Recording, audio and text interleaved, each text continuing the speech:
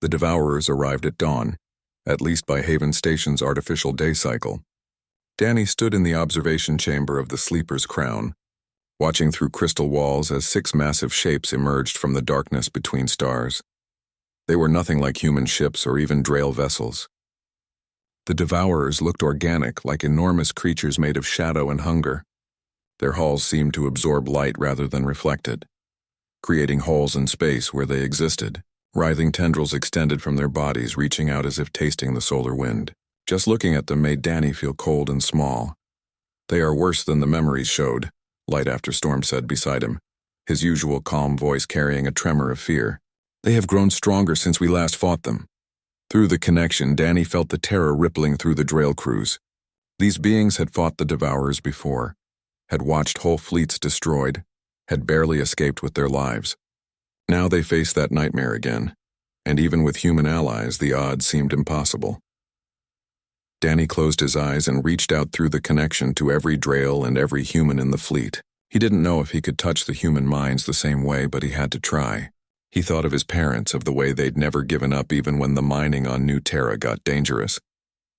He thought of the other orphans on Haven Station, kids who'd lost everything but still got up every morning and tried to build something better. "Listen to me," Danny said, his voice carrying across 100 ships through communication channels and mental links simultaneously. "I know you're scared.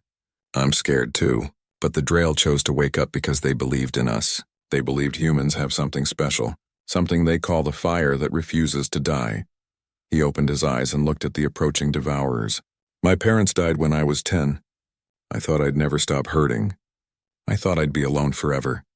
But then I found all of you. Both species, and I learned that being human means you don't give up, even when everything says you should. That's what we do. We lose, we hurt, we get knocked down, and then we get back up and we keep fighting." On the Defiance Bridge, Captain Lisa Martinez listened to the boy's words and felt something ignite in her chest. Around her, crew members who'd been tense and afraid suddenly stood straighter. In the docking bay, Kyle Morrison checked his weapon and allowed himself a grim smile. On Haven Station, Ben and Amy held hands and watched the screens, believing somehow that this insane alliance might actually work. Admiral Patterson's voice cut through the channel. "All human vessels, this is the Admiral. We're about to make history today. We're going to show these things that humanity doesn't break. We fight together with our Drail brothers and sisters, and we give these Devourers something they haven't faced before. We give them hell." He paused. "All ships engage." The battle began. The Defiant and the other human warships opened fire first, their missiles and railguns creating streams of light across the dark. The Devourers' shields absorbed most of the damage, but the assault created openings. Drail ships swept in behind the human attack, their crystal weapons firing beams of concentrated energy that burned through shadow hulls like hot knives through ice. But the Devourers fought back with terrible efficiency. Their tendril weapons reached across vast distances, wrapping around human ships and crushing them like tin cans. Dark energy beams lanced out, punching holes through shields and armor. Within minutes, 3 human destroyers were gone, blown apart in silent explosions. Danny felt each death like a knife to his heart. He could feel the Drail falling too, their minds winking out in the connection as their ships took fatal damage. The pain threatened to overwhelm him, but Light After Storm placed a hand on his shoulder. "Stay focused," the Drail engineer said. "We need you. Show us how humans fight. Show us that fire." Danny gritted his teeth and forced himself to watch the battle, to analyze it through both human tactical thinking and Drail strategic awareness. That's when he saw it. The pattern. "They're feeding," Danny said suddenly. "Every time we shoot them, they get stronger. They're absorbing the energy from our weapons." Kate, who'd stayed on the Sleeper's Crown to monitor the power systems, pulled up her sensor data. "He's right. The more we hit them, the bigger their energy signatures get. We're literally making them stronger by fighting them." Danny opened the fleet-wide channel. "All ships change tactics. Human vessels switch to kinetic weapons only. Missiles and railguns, nothing that uses pure energy. Drail ships, use your disruptor beams instead of your main cannons." "Disruptors are weaker," Light After Storm protested. "They will not destroy the enemy quickly. But they won't feed them either," Danny countered. "We have to fight smarter, not harder." Admiral Patterson made the call. "All vessels," you heard him. "Switch to kinetic and disruptor weapons. Coordinate your attacks. Human ships create openings, Drail ships exploit them. The fleet adapted. Human destroyers hammered the Devourers with solid shot, their railguns firing chunks of metal at incredible speeds. The impacts didn't feed the enemy's shields.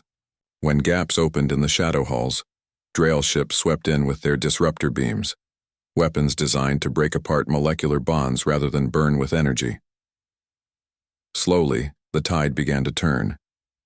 One of the smaller Devourer vessels started to break apart under the sustained assault. But Danny could feel the battle was far from over. The largest Devourer ship, easily twice the size of the others, hung back from the fighting. Through the Drail memories, he recognized it. The hive ship. The controller. That's their leader, Danny said, pointing at the massive vessel.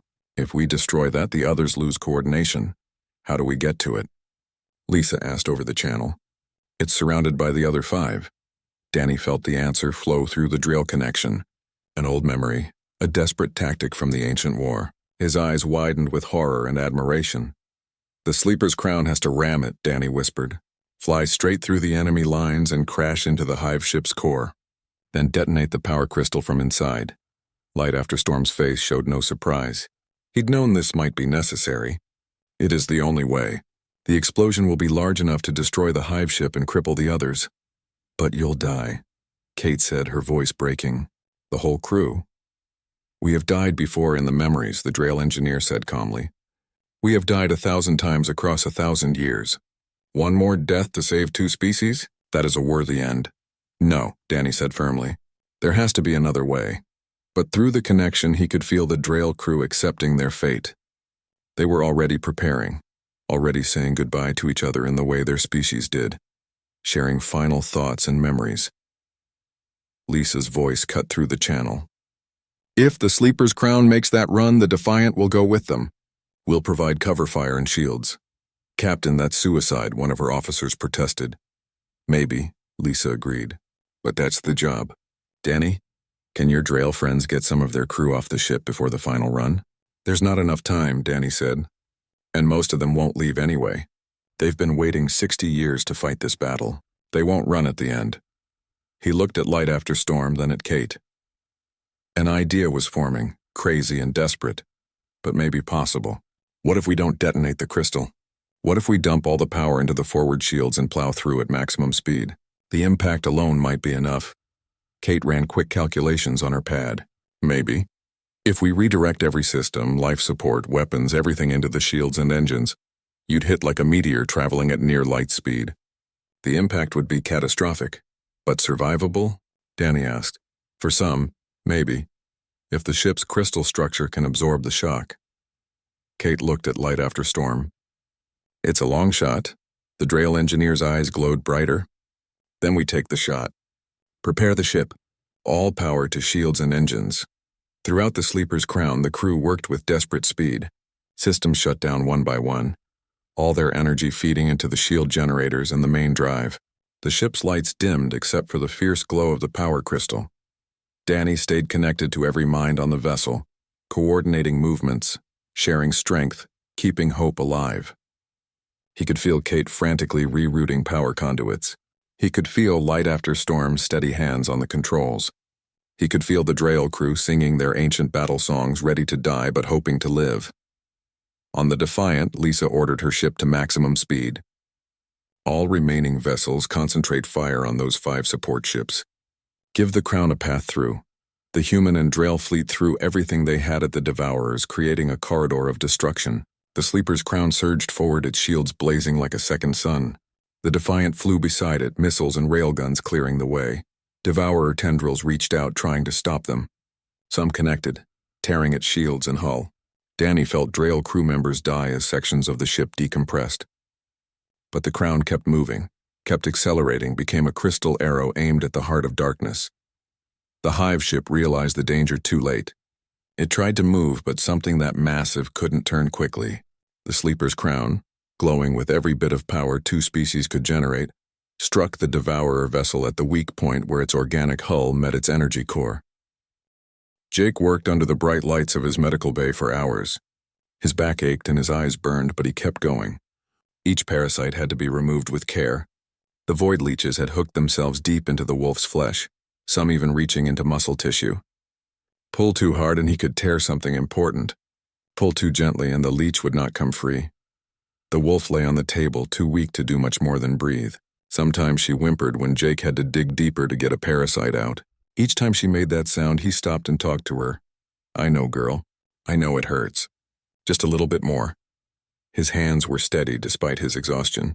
He had been trained for this kind of work, though never on anything quite like this. Back on Earth, the worst he had dealt with was a dog with ticks or a horse with botflies. This was something else entirely. Vera kept count of each parasite removed. The number climbed slowly, 10, 20, 50, 100. Each one went into a disposal container that would be incinerated later. Jake did not want to risk the leeches getting loose on his ship. Around hour 3, the wolf started to struggle. She tried to lift her head and snapped her jaws weakly in Jake's direction. He pulled back quickly. "Easy now," he said. "I'm trying to help you." But the wolf did not understand. She only knew that someone was causing her pain. Her lips pulled back to show large teeth. A low growl came from her throat. Jake's communication panel beeped. He tapped it, keeping his eyes on the wolf. "Jake, how's it going?" The voice belonged to Amy Chen, another human veterinary specialist stationed back on Earth. Jake had called her earlier for advice. "She's fighting me now," Jake said. "That's actually a good sign, I think. It means she's getting some strength back. Or it means she's going to bite your hand off," Amy said. "Listen, I've been reading about Caliph hounds. They're not domesticated animals, Jake. They're semi-wild at best. Even the ones that bond with handlers can be aggressive. I'll be careful. You need to sedate her. You can't work if she's trying to attack you." Jake looked at the wolf. She was still growling, but her eyes were glazed with pain and exhaustion. She was not really trying to hurt him. She was just scared. "I don't want to sedate her if I can avoid it," Jake said. "Her system is already stressed from the parasites. Adding sedation drugs might be too much. Then you're going to get bitten." "Maybe." Amy sighed. "You're too stubborn for your own good, just like with that sick cat on Station Europa. You insisted on treating it without sedation and it scratched you up pretty bad. The cat lived, didn't it?" "That's not the point." Jake smiled despite his tiredness. "I'll be fine, Amy, trust me." He ended the call and turned back to the wolf. She was still watching him with wary eyes. Jake moved slowly, talking as he worked. "I had a dog when I was a kid," he said. His name was Copper. He was a big red mutt. Probably had some retriever and some hound in him. My dad found him on the side of the road, all skinny and covered in fleas. He removed another parasite, working carefully around a sensitive area near the wolf's ribs. Dad said we should take him to the shelter, but I begged to keep him. Mom said okay, but only if I took care of him. So I did. I gave him baths, fed him, taught him tricks. He slept in my room every night. The wolf's growling had stopped. She was listening to his voice, or maybe just too tired to keep fighting. Jake kept talking. "Copper lived to be 15 years old. When he died, I cried for days. My dad asked me why I was so upset over a dog. He said there were plenty of other dogs in the world. But it wasn't about that. Copper wasn't just any dog. He was my dog. He was family." Jake paused to wipe his forehead. Sweat dripped into his eyes. "The medical bay was warm and the work was hard. That's when I decided I wanted to work with animals. My teacher said I should be a doctor for people instead. Better pay, more respect, all that. But I didn't care. Animals need doctors too, and most people forget that." He looked at the wolf. Her eyes were still on him, but the fear in them seemed less now. Maybe she understood his tone, if not his words. Maybe she could tell he was trying to help. "I'm going to call you Luna," Jake said, "because of your white fur. It looks like moonlight. Is that okay with you?" Luna made a soft sound, not quite a whimper, not quite a growl. Jake took it as agreement. The hours crawled by. Jake's back screamed at him to sit down, but there was no time to rest. He had removed about 800 parasites when Vera spoke up. "Jake, her fever is rising. Body temperature is now at dangerous levels." Jake checked the monitors. Vera was right. Luna's temperature had spiked in the last 30 minutes. Her breathing had become more rapid, too. "What's causing it?" Jake asked. "The parasites release toxins when they are disturbed. The accumulation in her bloodstream is triggering an immune response. Can we counter it? I am calculating the correct dosage of fever reducers based on her species and body weight. However, her biology is not fully documented in my database. There is risk in any treatment."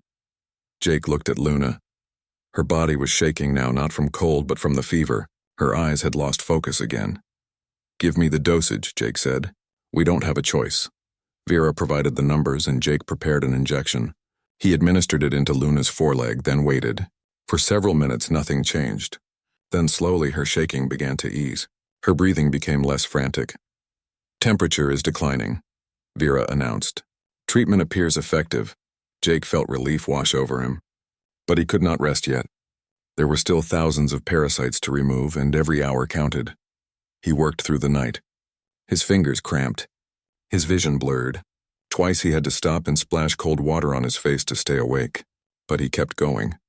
Luna seemed to understand now that he was helping her. She stopped trying to bite him. When he had to work on particularly painful areas, she would tense up but did not pull away. Once, when he took a short break to stretch his back, she made a soft whining sound. Jake looked at her in surprise. "You want me to keep going?" he asked. Luna's eyes found his. There was something in her gaze, something that looked almost like trust. Jake smiled. "All right then. Let's keep at it."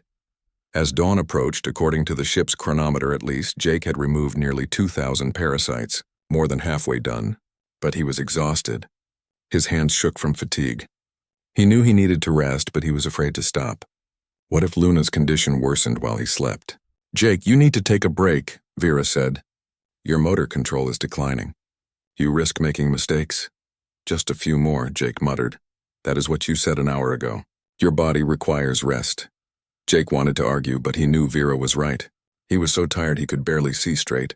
If he kept working like this, he might hurt Luna by accident. "Fine," he said, "but wake me in 2 hours." Agreed. Jake set down his tools and looked at Luna. She was watching him with those intelligent eyes. On impulse, he reached out and gently touched the top of her head, careful to avoid the parasite still attached there. "I'll be right back," he said. "I promise." He went to his small sleeping quarters just off the medical bay and collapsed onto his bunk. He thought he would have trouble sleeping, worried about Luna, but exhaustion took him almost instantly. He dreamed of Copper, his old dog from Earth. In the dream, Copper was running through a field of tall grass, healthy and happy. When Jake called his name, Copper turned and barked, his tail wagging. Then the dream shifted, and it was not Copper anymore, but Luna, running beside him under a sky full of stars. Vera woke him exactly 2 hours later. Jake felt like he had only been asleep for minutes. Every muscle in his body ached as he dragged himself out of bed and back to the medical bay. Luna was still alive. That was good. But her breathing sounded rough, and Vera reported that her fever had started to climb again. Jake got back to work. There was no time to waste. The parasites were not just feeding on Luna. They were killing her slowly, poisoning her system with their toxins. He worked through the morning and into the afternoon, stopping only when absolutely necessary. Amy checked in twice more, offering encouragement and advice. She had consulted with other veterinary specialists and sent Jake some treatment protocols that might help. By evening, Jake had removed nearly 3,000 parasites. Only a few hundred remained. Luna looked better now. Her eyes were brighter. Her breathing was steadier. The worst of the infestation was gone, but Jake was worried about something else now. The removed parasites had left behind wounds all over Luna's body. Some were small punctures, others were deeper gouges. All of them needed to be cleaned and treated to prevent infection. He spent the next several hours cleaning each wound, applying antibacterial gel, and covering the worst ones with bandages. Luna lay still through all of it, as if she knew this was necessary. When he was finally done, Jake stepped back and looked at his work. Luna was covered in bandages and patches of shaved fur where he had needed to access deep wounds. She looked like she had been through a war. In a way she had, but she was alive. Against all odds, she was alive. Jake felt his legs give out. He sat down hard on the floor, his back against the wall. He had done it. He had actually done it. Luna lifted her head and looked at him. Then, with visible effort, she climbed down from the examination table. Jake tensed, not sure what she was going to do. She walked over to him slowly, her movements stiff and painful. Then she lay. Word spread fast on Station Cairo 7. Within a day, everyone knew about the human who had saved the dying Kalith hound. Jake heard the whispers when he went to the station's market to buy food. The Vrelnik's merchants clicked their mandibles, and what he had learned was their version of laughter. The Threxian guards looked at him with what might have been pity or contempt, he could not tell which. The human wastes resources on a broken animal, one Vrelnik said to another as Jake passed by. They did not bother to lower their voices. It is their nature, the other replied. Humans form attachments to creatures. They cannot help themselves. Jake ignored them.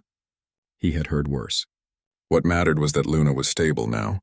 She was eating small amounts of food and drinking water. Her fever had gone down. Most of the wounds were healing cleanly. As he carried his supplies back to his ship, someone called out to him. Hey, you're the vet, right? The one who saved that wolf thing? Jake turned to see a young man in an engineer's uniform. He was human, probably in his early 20s, with short brown hair and grease stains on his hands. Yeah, that's me, Jake said. The young man smiled. I'm Ben Cooper. I work in the station's engineering bay. I heard what you did. That's really cool, man. Thanks, I guess. Can I see her? The wolf, I mean. I love animals. Haven't seen one in person since I left Earth 2 years ago. Jake hesitated. Luna was still recovering, and he was not sure how she would react to strangers. But Ben looked so hopeful, and it had been a long time since Jake had talked to another human about anything other than work. All right, Jake said, but we have to be quiet. She's still healing. Ben followed him back to the frontier spirit. When they entered the medical bay, Luna was lying on a padded mat Jake had set up for her. She lifted her head when they came in, her ears perking up. Wow, Ben whispered. She's beautiful. Luna watched Ben carefully but did not growl or show her teeth. Jake took that as a good sign. You can come closer, but move slow, Jake said. Ben approached carefully and knelt down a few feet from Luna. He did not try to touch her, just sat there looking at her with wonder in his eyes. I had a dog back home, Ben said. A little terrier named Pip. I miss him so much. Out here in space, everything is metal and plastic. There's nothing alive except us and the aliens, and most of the aliens don't care about things like pets or animals. I know what you mean, Jake said. He sat down next to Ben. It's one of the hardest parts about working out here. They sat in comfortable silence for a while. Luna seemed to relax, laying her head back down on her paws. Listen, Ben said. I want to help. I'm good with tools, and I've got access to fabrication equipment in the engineering bay. If you need anything made, custom medical tools or whatever, I can do it. Jake looked at him in surprise. Really, that would be amazing. I've been using standard equipment, but some of it isn't quite right for working on a Calith hound. Just tell me what you need. I'll make it. Over the next few days, Ben became a regular visitor. He fabricated specialized tools based on Jake's designs, including a curved extractor that made removing the last stubborn parasites much easier. The two men bonded over their shared love of animals and their memories of Earth. On the third day after Luna's rescue, Jake had another unexpected visitor. A young Vrelnik's female entered his ship without knocking. Unlike most Vrelniks who dressed in practical work clothes, this one wore what looked like academic robes. You are Jake Morrison, the human veterinary specialist, she said. It was not a question. That's me. Can I help you? I am Kira. I am a cultural anthropologist studying human behavior. Your recent actions with the Calith hound have been noted. I wish to observe, Jake frowned. Observe what exactly? The interaction between you and the animal. The behavior you displayed is considered unusual by galactic standards. I am writing a paper on human empathy toward non-human species, so I'm a research subject now. Kira's antennae twitched. If you agree to allow me to observe, yes. I will not interfere with the animal's treatment. I will only watch and take notes. Jake was not thrilled about being studied like a lab specimen, but he was curious about what Kira might know. Fine, but you can't stress Luna out. If she gets upset, you leave. Agreed. Who is Luna? The Calith hound. That's what I named her. Kira made a clicking sound. Humans give names to animals. Another interesting behavior. Most species use only functional designations. She settled into a corner of the medical bay with a data pad and began observing. Jake tried to ignore her presence and focused on Luna's care. He was down to the last 100 parasites now, all of them in difficult locations like between her toes or around her ears. As he worked, Kira asked questions. Why do you speak to the animal? It cannot understand your words. She might not understand the words, but she understands the tone, Jake explained. It helps keep her calm. But you gain no practical benefit from this communication. Not everything has to have a practical benefit. Kira was silent for a moment. Her antennae moving in what Jake had learned meant she was thinking hard. That concept is difficult for my people to understand. We measure value by function and efficiency. Maybe that's why you were going to throw Luna into space while she was still alive, Jake said, unable to keep the edge out of his voice. The creature was non-functional. Keeping it alive served no purpose for its owner. She's not a thing. She's a living being who can feel pain and fear. All biological organisms can feel pain. That does not make them valuable. Jake looked up from his work. Then what does make something valuable? Money, usefulness. What about loyalty or companionship or love? Kira's antennae drooped slightly. Love is an emotion. Emotions are not rational. No, they're not. But they're real, and they matter. Kira took notes on her datapad, clicking softly to herself. Over the next week, Kira became a regular presence in the medical bay. At first, Jake found her questions annoying, but gradually he realized she was genuinely trying to understand. She was not mocking him or judging him. She simply could not comprehend why someone would work so hard for a creature that could not pay them back. I have been researching human history, Kira said one afternoon. You domesticated wolves thousands of years ago. You turned them into dogs. Why? Jake was cleaning one of Luna's wounds. Protection at first, I think. Help with hunting. But it became more than that. Dogs became companions, friends, family. But you already had human families. Why did you need animal families? Because dogs give us something other humans can't. Unconditional loyalty. They don't care if you're rich or poor, smart or stupid. They just love you for being you. Luna, who had been dozing, opened her eyes and looked at Jake. Her tail moved slightly. A weak attempt at a wag. See? Jake said. She knows I'm talking about her. Kira leaned forward. The Caliph hound is responding to your tone and body language, not your words. Maybe, but that's still communication.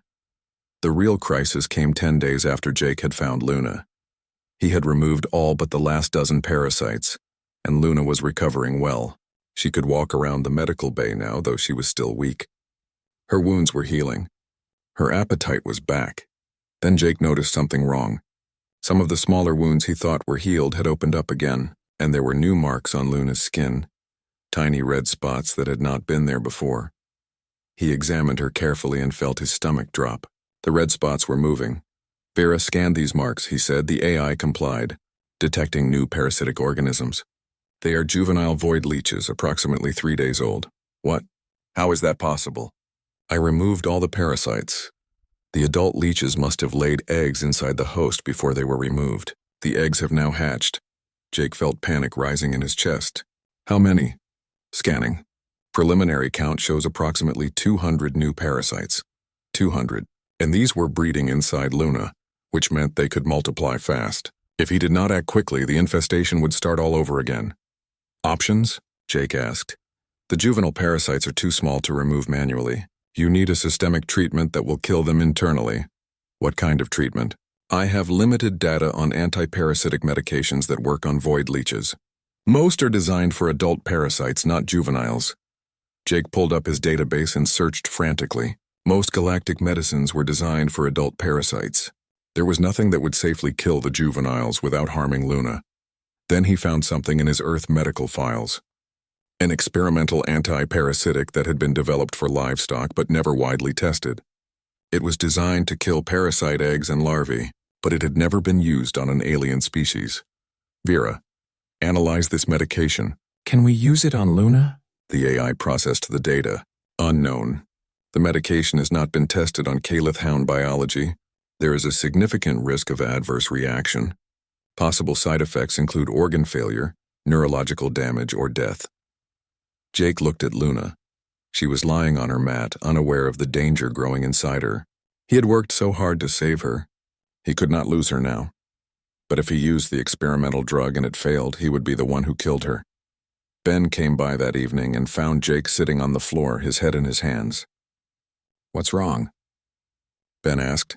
Jake explained the situation. Ben listened carefully, then sat down next to him. What are you going to do? Ben asked. The first hour after the injection was the worst. Luna lay on her mat, breathing hard. Her body temperature started to climb. Jake watched the monitors with growing dread as the numbers climbed higher and higher. Fever is reaching dangerous levels, Vera announced. Body temperature is now 41 degrees Celsius and rising. Jake grabbed cooling packs from his medical supplies and placed them around Luna's body. She whimpered and tried to move away from them, but she was too weak. "Come on, Luna," Jake whispered. "Fight it. You can do this." Ben stood nearby, his face pale. Is she going to make it? I don't know. The fever kept climbing. 42 degrees. 43. At this temperature, Luna's brain could suffer permanent damage. Jake prepared another injection, a fever reducer, but he was afraid to give her too much. Her body was already fighting the anti-parasitic drug. Adding more medication might be too much for her system to handle. "Jake, you need to make a decision." Amy's voice came through the communication panel. She had been on standby, monitoring Luna's condition remotely. "Her organs are going to start shutting down if this continues. Just give me a minute. You don't have a minute." Jake looked at the monitors, then at Luna. Her eyes were open but unfocused. She was panting rapidly, her tongue hanging out. Every few seconds, her body would shake violently. He made his decision. "Vera, give me the maximum safe dose of fever reducer. That dose may interact negatively with the anti-parasitic." "I know." "Do it anyway." He administered the injection. Then he waited, counting the seconds. 1 minute passed, 2, 3. "Temperature is stabilizing," Vera said. "Currently at 42.5 degrees and holding." Jake felt a wave of relief, but it was short-lived. Luna's body suddenly went rigid. Her legs kicked out and her jaw clenched. She was having a seizure. No. Jake moved quickly, making sure she would not hurt herself. He held her head steady and turned her onto her side. The seizure lasted for 30 seconds that felt like hours. When it stopped, Luna went limp. Her breathing was so shallow Jake had to check twice to make sure she was still alive. "Heart rate is dropping," Vera said. "Blood pressure is falling." Ben grabbed Jake's arm. "She's dying." Jake looked at the monitors. Vera was right. Luna's vital signs were crashing. In another few minutes, her heart would stop. He did not think. He just acted. Jake climbed onto the mat next to Luna and wrapped his arms around her large body. He pulled her close, pressing her against his chest. "Luna, listen to me," he said into her ear. "You are not dying, not now. Not after everything we have been through. You're a fighter. I saw it in your eyes that first day. You survived when you should have died. You survived being abandoned, being starved, being eaten alive by parasites. You survived all of that, and you're going to survive this too." He did not know if she could hear him. He did not know if it mattered. But he kept talking anyway. "You're not alone anymore. I'm here. I'm not leaving you. I'm going to stay right here, and you're going to keep breathing. You're going to keep fighting." Kira, who had been watching from the corner, stepped forward. "What are you doing?" "This is not a medical procedure." "I'm not a doctor right now," Jake said. "I'm her friend. And friends don't let friends die alone. That makes no logical sense." "I don't care." Jake kept holding Luna, feeling her heartbeat against his chest. It was so weak and irregular. He started matching his breathing to hers, slow and steady, as if he could will his strength into her. "Breathe in, breathe out. That's it. Keep going." Minutes passed. Jake lost track of time. He was aware of Ben standing nearby, of Kira taking notes on her data pad, of Amy's voice through the speakers asking for updates. But all of that seemed far away. His whole world had narrowed down to Luna and the fight to keep her alive. Then something changed. Luna's breathing became less labored. Her heartbeat grew stronger. The rigid tension in her muscles began to ease. "Vital signs are improving," Vera said. "Heart rate increasing. Blood pressure stabilizing." Jake did not let go. He kept holding Luna, kept talking to her, until her breathing was normal and her heart was beating steady and strong. It took another hour before he felt safe enough to move away. Luna was sleeping now, a real sleep instead of unconsciousness. Her body was relaxed. The fever had broken. Jake climbed off the mat and nearly collapsed. Ben caught him and helped him to a chair. "You did it," Ben said. "You actually did it." Jake could barely speak. "Is she going to be okay, Vera?" Ben asked. "Preliminary scans show the medication is working," the AI said. "The juvenile parasites are dying. No signs of organ damage. The patient appears to be recovering." Jake put his head in his hands and felt tears sting his eyes. He was too exhausted to be embarrassed about crying in front of Ben and Kira. "She's going to live," he said. "She's really going to live." Over the next 3 days, Luna made a remarkable recovery. The experimental medication had killed all the juvenile parasites without causing permanent damage. Her fever stayed down. Her appetite returned. She started moving around more, exploring the medical bay with growing confidence. And something else changed.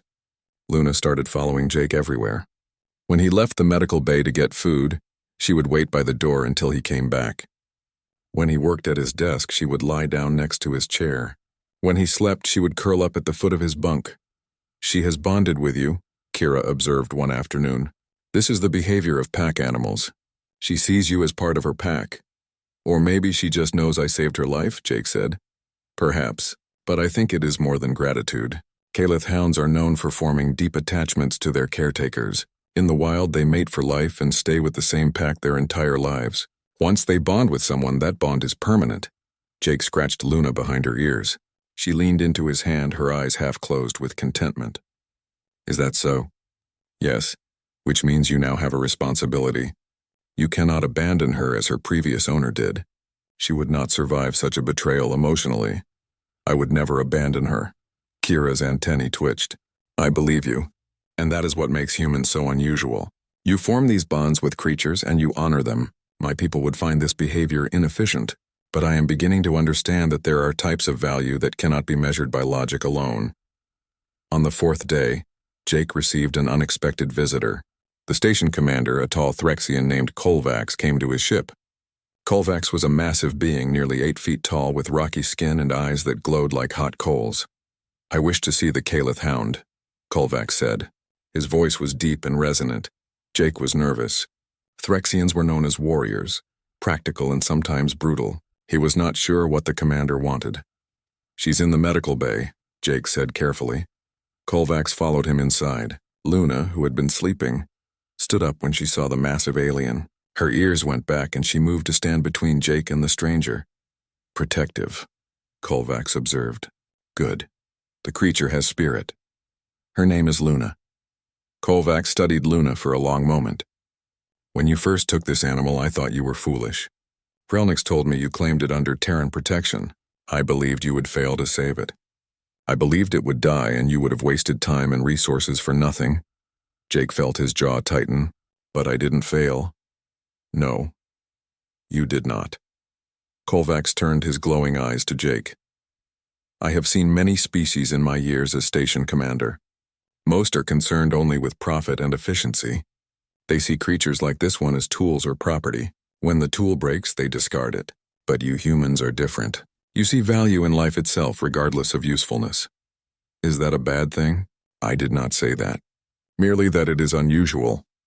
Kolvax reached out slowly, letting Luna sniff his rocky hand. She did not growl or back away. "My people have a saying. The strength of a warrior is not measured by the enemies they defeat, but by the helpless they protect. You protected this creature when no one else would. That shows strength of character." Jake was surprised. "Thank you, Commander." Kolvax nodded once, then turned and left without another word. Ben came by later that evening with a gift. It was a collar he had made in the engineering bay, custom-fitted for Luna. It was made of soft, flexible material with a small tag that had Luna's name engraved on it. "I thought she should have something," Ben said. "You know, to show she belongs to someone." Jake felt a lump in his throat. "This is perfect." "Thank you." He put the collar on Luna. She sniffed at it curiously but did not try to remove it. She seemed to understand it meant something important. That night, Jake sat in his small quarters with Luna lying next to him. He ran his hand through her fur, which had grown soft and glossy now that she was healthy. The bioluminescent markings on her coat glowed softly in the dim light. "What am I going to do with you?" Jake asked her. "I can't keep you on this ship forever. You need room to run and play. You need a real home." Luna looked up at him and made a soft sound, almost like she was answering him. "I guess we'll figure it out together," Jake said. He thought about the past 2 weeks, about everything that had happened. He thought about finding Luna in that disposal container, about the long nights of removing parasites, about the moment when he thought he was going to lose her. And he thought about what Kira had said about bonds and responsibility. Luna was not just an animal he had treated. She was family now, and family meant forever. 2 weeks after Luna's full recovery, Jake received his new assignment orders. He was being transferred to the outer colonies to provide veterinary support for the farming settlements on the edge of human space. It meant leaving Station Cairo 7 and traveling far from the established trade routes. The question everyone asked was what he planned to do with Luna. The offers started coming in almost immediately. A Vrelnik's collector sent a message offering 15,000 credits for her. A Zolothian diplomat wanted Luna for their embassy, claiming she would be an excellent symbol of interspecies cooperation. Even a wealthy human businessman from the inner colonies contacted Jake, offering to buy Luna and give her a good home on his private estate. Jake deleted all the messages without responding. Ben came to see him the day before his departure. "You're really keeping her, aren't you?" "Of course I am. Why would I give her away now?" "Because it's going to be hard. Traveling with a Caliph hound, finding places that can accommodate her, dealing with regulations. Some stations won't even let you dock if you have exotic animals on board." Jake looked over at Luna, who was lying in her corner of the medical bay. She had filled out now that she was eating properly. Her fur was thick and shiny. The bioluminescent markings on her coat glowed with healthy light. She looked nothing like the dying creature he had found in that disposal container. "I don't care how hard it is," Jake said. "She's mine and I'm hers." "We're a team," Ben smiled. "I figured you'd say that. So I made you something." He pulled up a schematic on his datapad. It showed modifications to the Frontier Spirit, expanding the living quarters and adding a secure area designed specifically for Luna.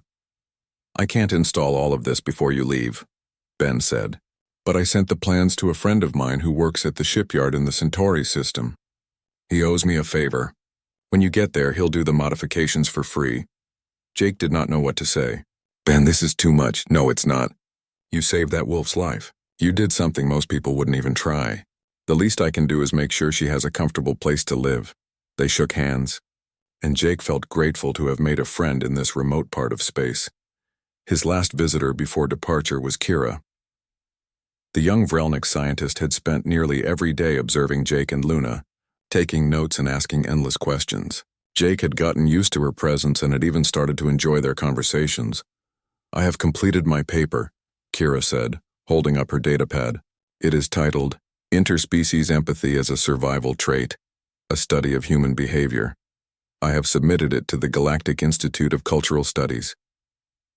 "Am I famous now?" Jake asked with a smile.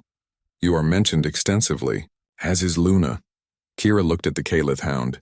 "I must admit, when I first began this study, I did not understand your actions. I thought you were wasting resources on a creature that could not reciprocate. But I have come to see that I was wrong." "Oh?" "The bond between you and Luna is not one-sided. She provides you with companionship, loyalty, and emotional support. These are not quantifiable benefits, but they are real nonetheless. My people measure value by efficiency, but we have forgotten that there are different types of value. Emotional value, social value, the value of connection." Jake was surprised. In all their conversations, Kira had never admitted she was wrong about anything. "You're changing your mind about how your people view animals?" he asked, perhaps. "Or perhaps I am simply learning that there are perspectives other than my own." Kira's antennae moved in a pattern Jake had learned meant she was uncertain. "I have requested a transfer to work with human settlements. I wish to continue studying your species. You are far more complex than my people give you credit for." "We're just doing what feels right," Jake said, "and that is exactly what makes you so interesting." After Kira left, Jake began final preparations for departure.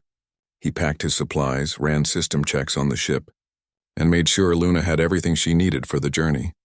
That night, as he lay in his bunk with Luna curled up at his feet, Jake thought about everything that had happened. He thought about the moment he had heard Luna's whimper from that disposal container. What if he had walked past? What if he had ignored that sound like everyone else on the station had? Luna would be dead, and Jake would never have known what he was missing. The next morning, the Frontier Spirit undocked from Station Cairo 7. Jake sat in the pilot's seat going through his pre-flight checklist. Luna sat beside him, her large body taking up most of the co-pilot's seat. She was watching the view screen with interest as the station grew smaller behind them. "Ready to see the galaxy?" Jake asked her. Luna made a soft sound and wagged her tail. Jake plotted the course to the outer colonies and engaged the engines. The ship jumped to faster-than-light travel, and the stars streaked past the windows in brilliant lines of light. The journey took 3 weeks. During that time, Jake and Luna settled into a routine. He would work during the day, maintaining the ship and reviewing medical files for his next assignment. Luna would explore every corner of the ship, sniffing at equipment and watching Jake work. At night, they would sit together in the small observation deck. Looking at the stars, Jake talked to her constantly, telling her about Earth, about the places he wanted to visit someday, about his plans for the future. He did not know how much she understood, but she always listened, her intelligent eyes focused on his face. When they reached the Centauri system, Ben's friend at the shipyard was waiting. His name was Danny Price, a cheerful engineer who loved animals as much as Ben did. "So this is the famous Luna," Danny said when he saw her. "Ben told me all about her. What a beauty." Luna sniffed Danny carefully, then allowed him to pet her head. She was getting better with strangers, more confident and less fearful. Danny kept his promise and modified the ship for free. He installed a larger living area with soft flooring and climate control specifically calibrated for Luna's comfort. He added storage for her food and supplies. He even installed a special viewing window at Luna's level so she could watch the stars during flight. "She's part of your crew now," Danny said. "She deserves proper accommodations." Jake could not thank him enough.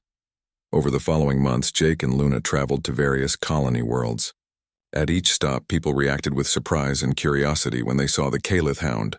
Many had heard rumors about the human vet who had saved an exotic animal. Some were skeptical, others were impressed. But everywhere they went, something interesting happened. People who saw Jake and Luna together started asking about their own animals. Colonists who had pets began bringing them to Jake for checkups, even when nothing was wrong. They just wanted to talk to someone who understood that animals were more than property. Jake started hearing stories. A miner on Colony 7 had kept an injured bird alive for weeks, nursing it back to health. A farmer on Colony 9 had refused to euthanize a sick goat, instead paying for expensive treatment. A child on Colony 12 had found a stray cat and begged her parents to keep it. People were inspired by what Jake had done for Luna. They were remembering that compassion mattered, that connections with animals were valuable, that life was worth fighting for. Word spread beyond human colonies. Other species began to notice the change in human behavior. Some dismissed it as sentimental nonsense, but others started to question their own practices. A Vrelnik's merchant contacted Jake one day via long-range communication. The merchant had heard about Luna and wanted advice on treating a sick animal in his care. Instead of disposing of it, he wanted to try to save it. "Why?" Jake asked, curious. "Because I have been thinking," the merchant said, "about value and waste, about efficiency and emotion. Perhaps there is profit in compassion. Perhaps healthy, happy animals work better than neglected ones. Or perhaps I simply wish to try something different." It was a small change, but it was a change nonetheless. 6 months after leaving Station Cairo 7, Jake received a message from Amy back on Earth. She told him that applications for veterinary programs had increased by 20%. Young people wanted to work with animals, wanted to be like the vet who had saved the dying wolf in space. "You started something," Amy said. "People are talking about animal welfare in ways they haven't in years. You and Luna are famous.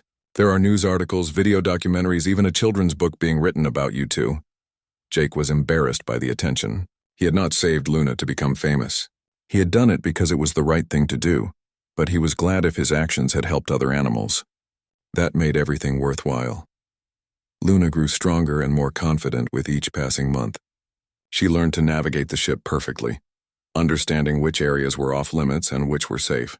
She learned hand signals from Jake and responded to his commands. She even learned to alert him when something was wrong with the ship, her keen senses picking up sounds and smells that human technology missed. They became a real team. Jake relied on Luna as much as she relied on him. 1 year after her rescue, Jake was called back to Station Cairo 7 for a special ceremony. When he arrived, he was shocked to find a crowd waiting. There were humans, Vrelniks, Threxians, Zelothians, and species he did not even recognize. Commander Kolvax stood at the front of the crowd. In his massive hands, he held a plaque made of polished metal.